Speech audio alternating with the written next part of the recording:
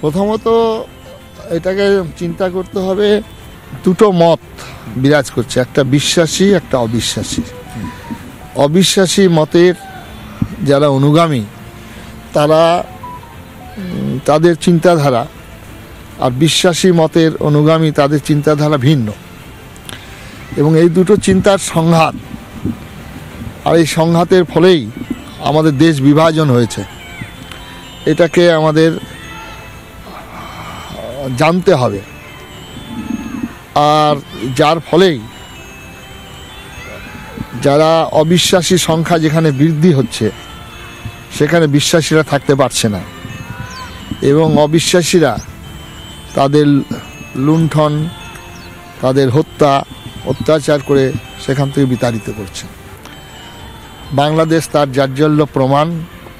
কাশ্মীর এবং আমাদের পশ্চিমবঙ্গে যেখানে যেখানে এরকম মতবাদের মাথাচাড়া দেবে, মূর্তি যাদের ভাঙা রক্তে এই কথা প্রকাশ্যে বলছেন, সেখানে এই দুটো মতের অবস্থান খুব মুশকিল আছে।